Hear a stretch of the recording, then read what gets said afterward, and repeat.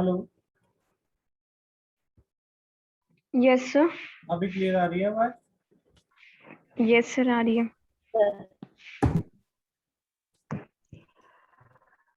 तो यहाँ पे आ गए थे हम, विल हैव फिनिश्ड, चुका होगा वाली कंडीशन होती है, खत्म कर चुका होगा तो विल हैव फिनिश्ड। यहाँ पे आता है विल, यहाँ पे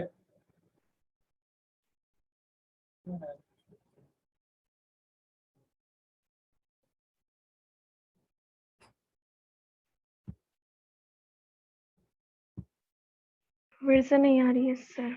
अभी आ गई। Yes sir. यस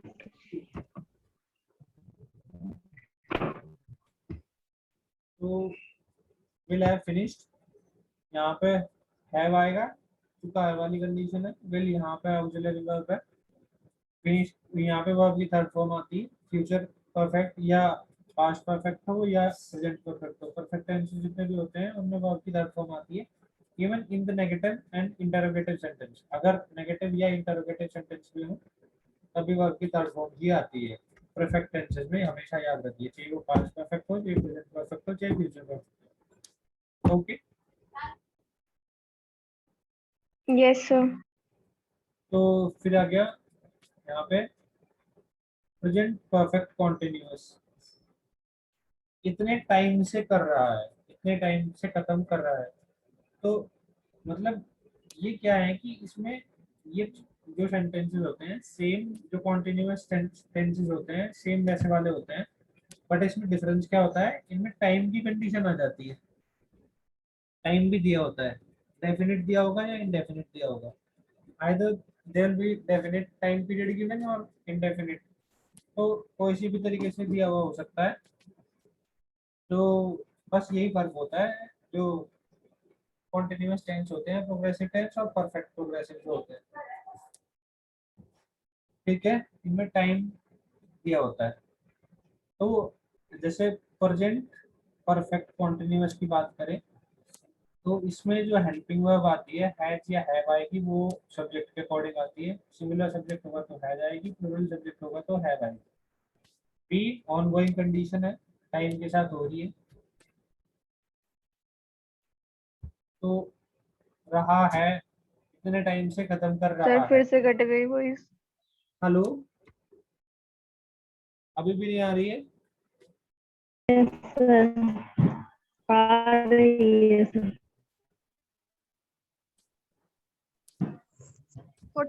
कट के आ रही है सर। Yes sir.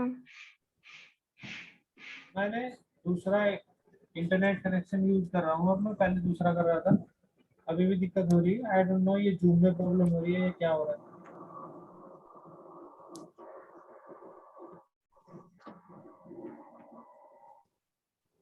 अभी आ रही है मेरी आवाज?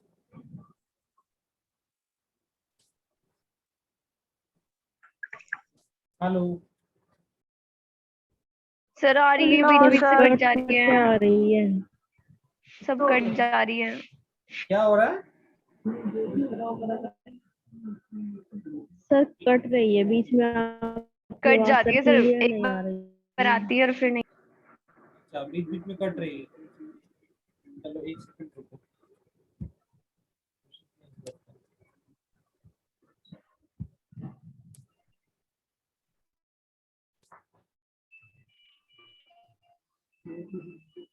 हेलो,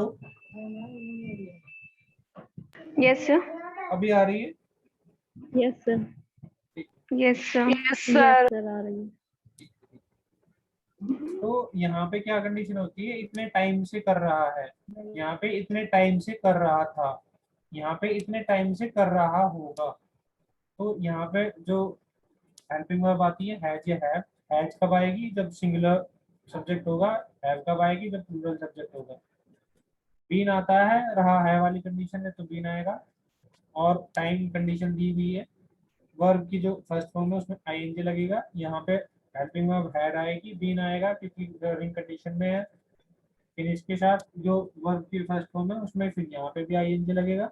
सेम यहाँ पे है, यहाँ पे जो हेल्पिंग वर्ब है auxiliary verb that is will, have और बीन, सीन लगेगा, मैंने आपको बता ही दिया, रनिंग कंडीशन है, फिर फिनिश के साथ यहाँ पे वर्ब की फर्स्ट फॉर्म फिर आएगी, कितने टाइम से कर रहा होगा। अभी क्लियर आ रही है बात? अभी भी कुछ लोगों को मैसेज आ रहा यस है? सर, सर आ रही है। ठीक है। आ रही है सर। फिर अब हम स्टार्ट करते हैं प्रॉपर। अभी तो मैंने आपको इंट्रोडक्शन दिया है टेंसेस का और थोड़ा एग्जांपल देके बताया है कि कैसे कैसे एक वर्ब को उठा के हमने डिस्कस किया है कि कहाँ पे कैसे यूज हो सकते हैं। अभी हम सीधे डायरेक्ट एक एक टेंसेस को उठा के पढ़ेंगे।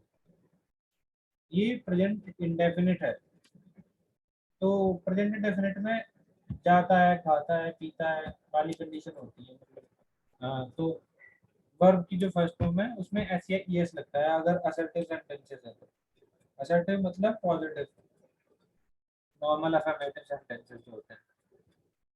ठीक है, पहले अगर उससे भी पहले बात करें तो सिंपल प्रेजेंट की वो इजमार वॉज वर वाले सेंटेंस होते हैं या हैज हैड वाले, तो उसमें क्या है कि वो कि कहाँ पे यूज होते हैं इजमार, ये तो कोई किस कहीं पे भी फिट नहीं बैठ रहा, ही इज अ टीचर, ये सिंपल प्रेजेंट टेंस है, या ही वाज अ टीचर, या ये सिंपल पास्ट टेंस है। But he was a teacher या ही इज अ टीचर, क्या ये प्रेजेंट इंडेफिनिट है?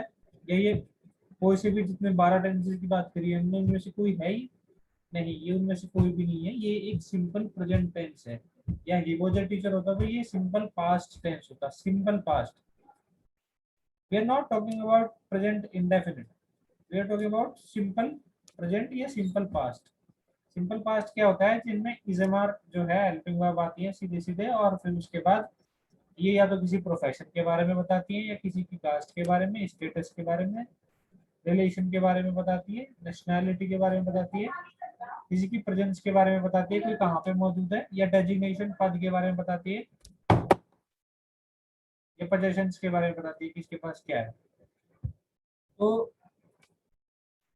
वेट अ मिनट, इसे शो हो रहा है।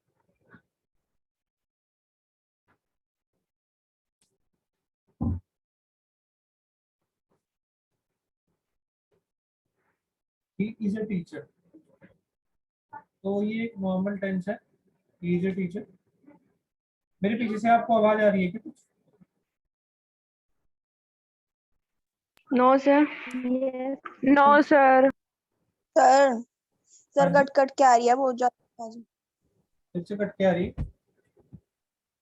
Yes sir. अभी देखिए शायद ठीक है। He is a teacher, sir अभी तो ठीक आ रही है।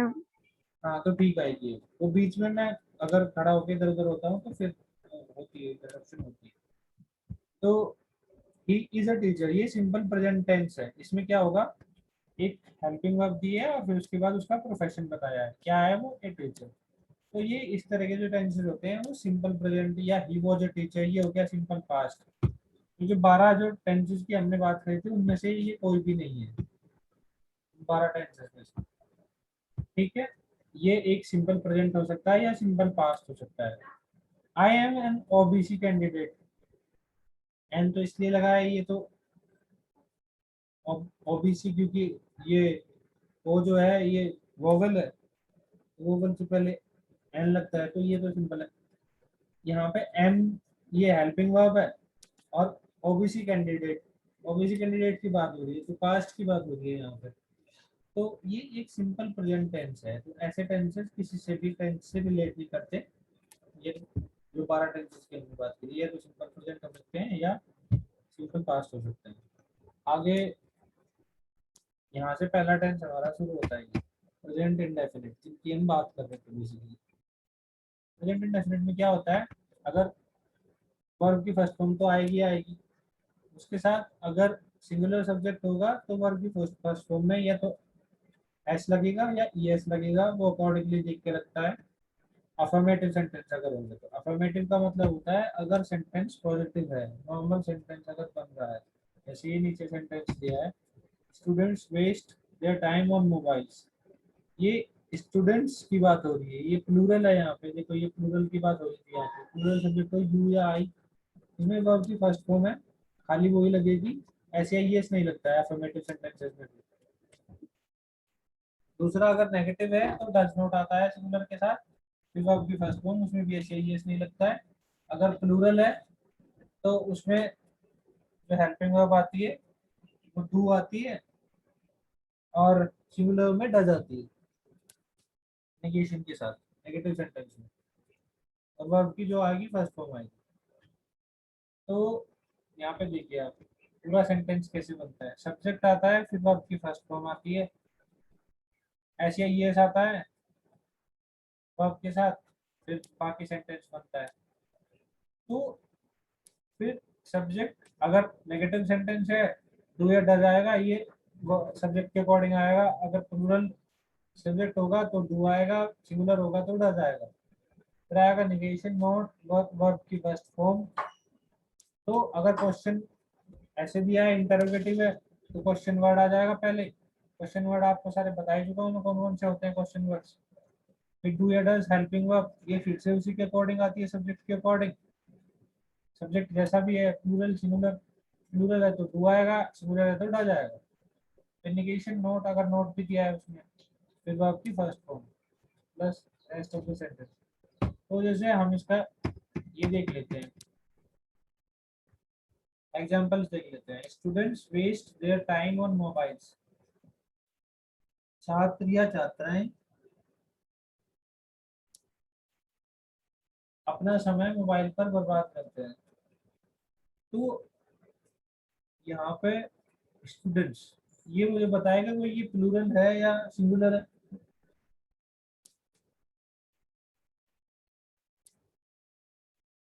Can anyone of you tell me that it is a plural or whether it's a plural or singular subject? Sir, singular. No, it's a plural. Yes, sir. Students हैं. Plural है students। तो यहाँ पे एक छात्र की बात नहीं हो रही है, बहुत सारों की हो रही है, तो ये प्लूरल है। तो ये आपको समझ में आ रहा होगा। Yes, sir. इसके साथ जो लगा है वर्ब का फर्स्ट फॉर्म लगा है वेस्ट। अब अगर ये सिंगुलर होता तो वेस्ट के साथ ऐसे ES लगता, waste their time on mobile, अपना समय बर्बाद करते हैं मोबाइल पर स्टूडेंट्स। मोबाइल पर. तो ये एक प्रेजेंट इंडेफिनिट टेंस है जिसमें यस सर। प्लूरल सब्जेक्ट दिया है, उसके साथ वर्ब की फर्स्ट फॉर्म लगा के इन्होंने दिखाई है। और ये अफर्मेटिव सेंटेंस है, असर्टिव सेंटेंस इन्हें कहते हैं। ना ये नेगेटिव है ना ये इंटरोगेटिव है। फिर ये देख लेते हैं तीसरे वाला, he does not play well during tournament, वह टूर्नामेंट के दौरान अच्छा नहीं खेलता है। Does not, he does not, he के साथ डज क्यों आया है, क्योंकि ही एक सिंगुलर सब्जेक्ट है। सिंगुलर सब्जेक्ट के Singular. साथ, Yes, sir. सिंगुलर सब्जेक्ट के साथ जो नेगेटिव सेंटेंसेस होते हैं उनमें जो हेल्पिंग वर्ब आती है वो डज आती है, प्लूरल के साथ डू आती है। ही डज नॉट प्ले, फिर वर्ब की फर्स्ट फॉर्म आती है अगर नेगेटिव सेंटेंस है तो उसके साथ। ही does not play well during tournament. ये समझ में आ गया आपको? Yes, sir. ओके, तो ये फोर्थ वाला ले लेते हैं। ये सर नो, यस और नो वाला है।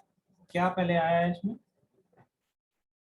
Do they take care of the neighbours, मतलब क्या वे अपने पड़ोसियों का ध्यान रखते हैं।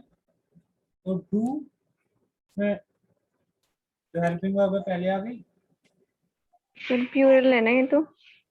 हाँ हाँ, प्लूरल है, प्लूरल है इसीलिए हेल्पिंग वर्ब इसमें डू लगी है।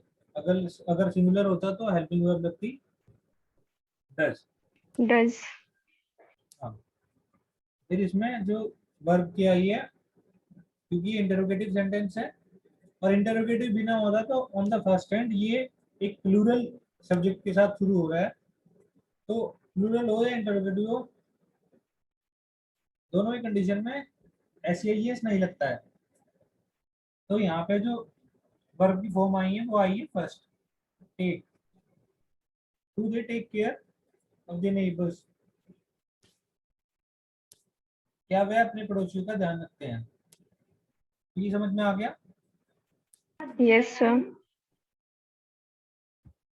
टाइम खत्म होने वाला है, 10 मिनट बचे हैं, इसके बाद फिर मैं दूसरी मीटिंग अरेंज करने वाला हूँ, उसको भी आप सबको तुरंत वापस ज्वाइन करना है, ठीक है? Yes, sir. फिर आ गया ओके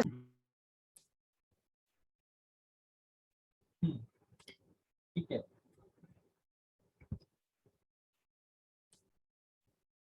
ये अगर ऐसे दिया है ना करके, all the time, always, every class, every day, तो ये सिग्नल देते हैं, इनसे पता लगता है कि ये सेंटेंस जो है प्रेजेंट इंडेफिनिट टेंस है। इसको आपको समझने की जरूरत नहीं है, ये बहुत कॉम्प्लिकेटेड सा टॉपिक है, ये आपको समझ में यहाँ पे नहीं आएगा, जब आप क्वेश्चंस पढ़ोगे तब आपको समझ में आएगा, बाकी इसकी जरूरत पड़ेगी नहीं आपको, आप आगे पढ़िए, इसे पता चल जाता है, बट आपको यहाँ पे सिर्फ टेंसेस पढ़ने हैं। फिर आ गई पास्ट टेंस की बात, पास्ट इंडेफिनिट। पास्ट इंडेफिनिट में क्या होता है, वर्ब की सेकंड फॉर्म आती है, अगर असर्टिव या अफर्मेटिव है, अगर नेगेटिव है तो यस हेल्पिंग वर्ब उसमें डिड यूज होती है नेगेटिव के साथ, वर्ब की फिर फॉर्म जो हो जाती है वो फर्स्ट हो जाती है, अगर क्वेश्चन वर्ड है तो क्वेश्चन वर्ड पहले लगेगा, फिर हेल्पिंग वर्ब आ जाएगी, डिड वो एक ही होती है, डू डज तो इसमें होती नहीं है, तो चाहे प्लूरल हो सब्जेक्ट चाहे सिंगुलर हो, हेल्पिंग वर्ब एक यूज होगी, दैट इज डिड, अगर नेगेटिव है तो नोट आ जाएगा, फिर वर्ब की फर्स्ट फॉर्म। ये समझ में आ गया सबको? Yes, sir. ठीक है, यहाँ पे हम इसके कुछ एग्जांपल्स देख लेते हैं, जैसे when the time period has finished we went to Shimla last winter, ये पूरा एक कंपाउंड सेंटेंस की तरह बनाया है, दो सेंटेंस मिले हुए हैं इसमें। अब when the time period has finished, जब समय समाप्त हो चुका था, we went to Shimla last winter, हम शिमला गए पिछली सर्दियों में। वी वी क्या है यहाँ पे, एक सब्जेक्ट है, उसके साथ ये असर्टिव सेंटेंस है या अफर्मेटिव सेंटेंस है, गो का सेकंड फॉर्म लगा है, गो का सेकंड फॉर्म क्या होता है, went to Shimla last winter, समझ में आ गया? ऐसे यहाँ पे दिया है we visited mom last week, we visited हम देखने गए माता जी को पिछले हफ्ते, तो वी के साथ क्या लगा है यहाँ पे, विजिट का सेकंड फॉर्म, Yes, और sir. क्योंकि ये अफर्मेटिव या असर्टिव सेंटेंस है तो यहाँ पे डिड या कुछ भी नहीं आएगा, वो नेगेटिव या इंटरोगेटिव सेंटेंस में आता है, आई वर्कड, तो सिंपल ये पास्ट वाला एक सेंटेंसेस आपको समझ में आ गए होंगे। कुछ एग्जांपल्स यहाँ पे और दिए हैं, देख लेते हैं। ही वेंट टू मार्केट, एकदम सिंपल पास्ट, जो वो पास्ट इंडेफिनिट टेंस है उसमें भी अफर्मेटिव, ठीक है, पास्ट इंडेफिनिट टेंस है उसमें भी affirmative. He went to market to purchase sweets for guest, वह मार्केट गया मेहमानों के लिए मिठाई खरीदने के लिए, तो he went to market, go का सेकंड फॉर्म आया है, ठीक है, क्योंकि पास्ट इंडेफिनिट में जो अगर अफर्मेटिव सेंटेंसेस होते हैं तो उनके साथ वर्ब का सेकंड फॉर्म आता है, समझ में आ रहा है? Yes, sir. यस सर मेरे को लगता है कि ये टॉपिक कम से कम 5 से 6 लेक्चर में कंप्लीट होना चाहिए था, क्योंकि मैं चाहता था कि टेंसेस आपको आपको एक एक या दिन में मैक्सिमम 2 टेंसेस करके ऐसे में पढ़ाऊं, बट ये आज हम सारे कंप्लीट करेंगे क्योंकि आपका सिलेबस बचा हुआ है इतना सारा, तो इसको आधा कर लेते हैं आज, आधा कल कर लेंगे, क्योंकि ये एक इम्पोर्टेंट टॉपिक है, अगर ग्रामर सारी बेकार हो जाती है अगर हमें टेंसेस का ही ना पता हो, तो इसको आधा आज पढ़ लेंगे, आधा कल पढ़ लेंगे, ठीक है?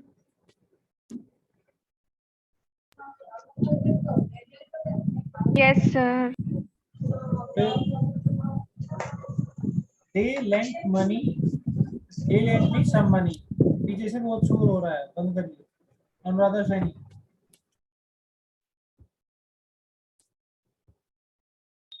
दे लेंट मी सम मनी, उन्होंने मुझे कुछ पैसे उधार दिए, तो दे, लैंड की सेकंड फॉर्म होती है, लैंड का मतलब होता है उधार देना, लैंड की सेकंड फॉर्म होती है लैंड, मी सम मनी, उन्होंने मुझे कुछ पैसे उधार दिए। मैटर बस ये करते हैं दो वर्ड्स इसमें, अगर पास्ट इंडेफिनिट की बात हो रही है और अफर्मेटिव की, तो बस ये दो वर्ड मैटर करते हैं, बाकी तो सारा सेंटेंस सेम ही रहता है। दे लेंट मी सम मनी, दे के साथ वर्ब की सेकंड फॉर्म आ गई, डी के साथ एंटर की सेकंड फॉर्म आ गई एंटर्ड, सी के साथ डेंस की सेकंड फॉर्म आ गई densed. Ashok and Meena did not, ये एक नेगेटिव सेंटेंस है, इसमें हेल्पिंग वर्ब क्या क्या यूज होगी, डिड यूज होगी, क्योंकि पास्ट इंडेफिनिट है। पास्ट इंडेफिनिट में नेगेटिव में डिड यूज होता है।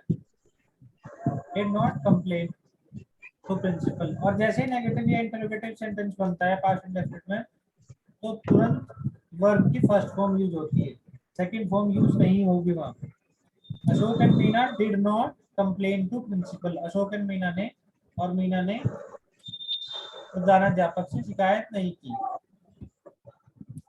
अंदाजा सैनी, माइक बंद करिए, बहुत शोर हो रहा है पीछे से आप।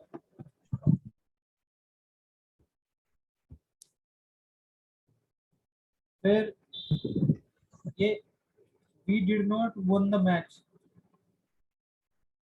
वी डिड नॉट, ये यहाँ पे थोड़ी सी गलती कर दी है इन्होंने, we did not win the match, क्योंकि विन की सेकंड फॉर्म होती है वन, वन नहीं आएगा यहाँ पे, क्योंकि वी के साथ ये जो ये सब्जेक्ट है उसके साथ जब पास्ट इंडेफिनिट की बात होती है और अगर नेगेटिव सेंटेंस है, तो अगर हेल्पिंग वर्ब आ गया है, डिड आ गया है और उसके साथ नोट आ गया है नेगेटिव, तो उसके साथ वर्ब की जो है फर्स्ट फॉर्म लगेगी, सेकंड नहीं लगती है। यहाँ पे इन्होंने वन लगा रखी है, तो ये सेकंड फॉर्म है, तो ये गलत है। आ गया समझ में? Yes, sir. Yes, sir. Sir yes अगले सर। अगले वाला भी गलत बनाया हुआ है। Did you reach school on time, अब यहाँ पे क्या तुम स्कूल समय से पहुंचे, तो डिड आ गया, यू आ गया, डिड हेल्पिंग वर्ब है, पास्ट इंडेफिनिट में हेल्पिंग वर्ब डिड यूज होता है इंटरोगेटिव में या नेगेटिव में, यू आ गया सब्जेक्ट। यहाँ पे इसने क्या किया है कि रीच की सेकंड फॉर्म लगा दी है, बट ये गलत है, Yes. ये ईडी यहाँ से हटेगा। Yes sir. ये कुछ मिस्टेक्स दी हैं आपकी बुक में, आप एक ही बुक है ये सब्जेक्ट की, तो अभी मैं देख रहा हूँ तो इसमें कुछ मिस्टेक्स दी हैं, मैं अभी आपको करेक्ट करवा रहा हूँ, तो आप इसको कर लीजिए, लिख लीजिए। Yes sir. फिर अगला ये क्वेश्चन वर्ड, पहले where did I see this picture, मैंने ये फोटो कहाँ देखी है, तो मैंने ये फोटो कहाँ देखी, तो कहाँ के लिए क्वेश्चन वर्ड आ गया वेयर, हेल्पिंग वर्ब, पास्ट में पास्ट इंडेफिनिट में हेल्पिंग वर्ब आती है डिड, आई सी, देखो यहाँ पे सी की फर्स्ट फॉर्म ही आ रही है ना, सेकंड तो नहीं आई, सो नहीं आई, फिर दिस पिक्चर, यह फोटो। आगे समझ में, समझ में आ गया? Yes yes sir. सर। फिर ये तीनों ना Yes. देखो, यहाँ पे जो तीनों दिए हैं, ये है एफर्मेटिव, ये है नेगेटिव, और ये वाला है इंटरोगेटिव, प्रश्नवाचक। Yes sir. ये है साधारण वाक्य, ये है नकारात्मक वाक्य, और ये है प्रश्नवाचक वाक्य। अगर आपको नहीं पता अफर्मेटिव क्या होता है, साधारण वाक्य, ये नकारात्मक वाक्य, और ये प्रश्नवाचक वाक्य, अफर्मेटिव, नेगेटिव, इंटरोगेटिव। यहाँ पे फिर फ्यूचर इंडेफिनिट की बात हो रही है, फ्यूचर इंडेफिनिट में हेल्पिंग वर्ब लगती है, विल या शैल, वर्ब की फर्स्ट फॉर्म आती है, ठीक है। ये साधारण वाक्य की बात हो रही है एफर्मेटिव की। यहाँ पे नेगेटिव की बात होती है, नकारात्मक वाक्य की, उसमें हेल्पिंग वर्ब विल या शैल आते हैं। नेगेटिव है, नकारात्मक है, तो नोट जरूर आएगा, उसके बाद फिर वर्ब की फर्स्ट फॉर्म, फिर बाकी बचा हुआ सेंटेंस। अगर प्रश्नवाचक वाक्य है तो क्वेश्चन वर्ड सबसे पहले आ जाएगा, फिर आएगा विल या शैल हेल्पिंग वर्ब, फिर आएगा सब्जेक्ट, फिर आएगा नेगेशन वर्ड नोट, अगर नोट दिया है कंडीशन अप्लाई, अगर नोट नहीं दिया है तो फिर नोट नहीं आएगा, क्योंकि जरूरी नहीं है अगर प्रश्नवाचक वाक्य है तो उसके साथ नकारात्मक भी हो, प्रश्नवाचक वाक्य है तो खाली नॉर्मल प्रश्नवाचक भी हो सकता है, नकारात्मक होना जरूरी नहीं है, ठीक है। तो अगर नकारात्मक नहीं है तो नॉट नहीं आएगा, फिर वर्ब, उसकी फर्स्ट फॉर्म, फिर बाकी बचा हुआ सब्जेक्ट। ठीक है। फ्यूचर की जो टेंसेस है फ्यूचर में होने वाले एक्शन को बताते हैं। ठीक है, इसीलिए इसी वजह से हम जो